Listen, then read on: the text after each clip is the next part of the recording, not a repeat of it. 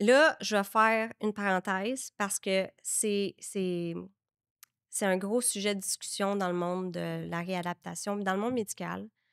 L'application de la glace après une blessure. Je vais te donner une anecdote parce que moi, je me suis dit, ça sort de où, ça? OK? J'ai des dates, là, je vais regarder mes dates. En 1962, il y a eu un jeune garçon, il y a eu un accident grave, il a perdu son bras, il s'est fait frapper par un train, il a perdu son bras. Ils l'ont amené à l'hôpital, ils ont mis le bras dans la glace, puis ils ont réussi à y recoudre le bras. Puis là, les journalistes, ils ont trouvé ça exceptionnel, qu'il ait réussi à reprendre le bras. Bon, là, il y a eu beaucoup de complications suite à cette chirurgie-là. Puis les journalistes trouvaient ça trop complexe d'établir le protocole opératoire dans les journaux. Eux, ils ont stické sur le fait qu'il a gardé son bras parce qu'il l'a mis dans la glace. Fait que là, les gens ont commencé à dire que dès qu'il y a une blessure, peu importe le degré de la blessure, mettre de la glace, ça va t'aider. En 1978, Dr. Merkin a fait le protocole qu'on appelle RICE, Rest, Ice, Compression, Elevation, pour faire du repos et glace quand on est blessé. Et là, c'est comme quoi ça accélérait le processus de guérison. En 2015-2013, il y a des gens qui ont commencé à dire que ça avait pas d'allure, puis voir quelle était la recherche derrière ça. Donc, c'était peut-être même un mythe de mettre de la glace après une blessure.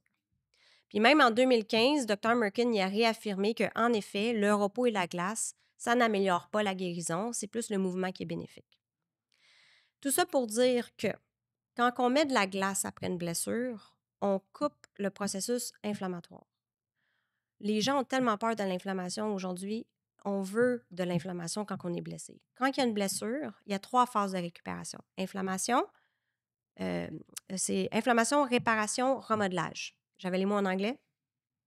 Inflammation, réparation et remodelage.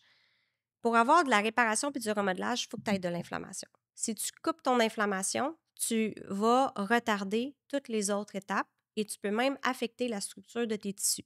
Parce que si ton inflammation, le processus d'inflammation n'a pas été optimal, ton processus de réparation puis de remodelage ne sera pas optimal. Si ton processus de remodelage de ton tissu n'est pas optimal, ça affecte la structure de ton tissu, tu t'exposes à plus de risques de blessure. Fait que la glace après la blessure, c'est un gros non. Ah ouais, hey, je suis surpris d'entendre ça. Puis je pense que ça vient de sortir en plus dans la presse. Les gens ont l'air de trouver ça révolutionnaire, mais ça fait des années qu'il y a certains physios, dont moi, on se bat pour dire qu'il ne faut pas mettre de la glace après une blessure. Puis ce qui est fâchant dans tout ça, c'est qu'il y a des intervenants en milieu médical qui disent encore de mettre de la glace, mais c'est tellement contre-productif, ça fait qu'il faut puis mon client arrive dans le bureau: «Ah, je me suis blessé, inquiète-toi pas, j'ai mis de la glace». «Ah, bon, il a mis de la glace». Fait que faut pas mettre de la glace après une blessure. Faut juste la laisser aller puis la laisser faire parce qu'on veut minimiser le plus maximiser le plus possible l'effet de l'inflammation. Puis l'enflure qu'on voit quand on est blessé, c'est pas de l'inflammation. L'enflure, c'est les résidus de l'inflammation qui doivent être drainés par le système lymphatique puis s'en aller dans le système. C'est le processus normal au corps C'est le pour processus normal au corps. s'auto-guérir, là. Quand il y a de l'enflure, quand tu vois qu'il y a un bombement puis qu'il y a de l'enflure, oui, il y a probablement eu de l'inflammation, mais ça ne veut pas dire qu'il y a encore de l'inflammation. C'est le résidu de l'inflammation. Et il y a certaines personnes qui ont tendance à garder des enflures trop longtemps. Multifactoriel, là. Les fumeurs, c'est long à guérir, les fumeurs. Vraiment long. Ceux qui ont des métabolismes un peu plus lents, ceux qui ont des inflammations chroniques, des comorbidités, ceux qui sont un peu moins actifs, qui font un peu d'hypertension, ils restent enflés plus longtemps. Mais ça ne veut pas dire qu'il y a de l'inflammation et qu'ils sont blessés. Fait qu'il faut départager entre ça.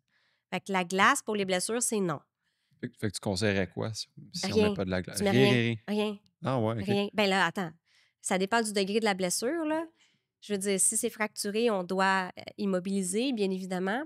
Mais Un jeune ou peu importe, qui là, quelqu'un qui joue au soccer, se foule une cheville, ça je c'est mets-tu ça. de la glace ou ça c'est Moi, l'exception? je recommande d'aller voir un physiothérapeute ou un médecin, je dois dire ça aussi. Mais en fait, ce qui arrive, c'est que faut évaluer à quel degré ils sont entorses. Il y a différents grades.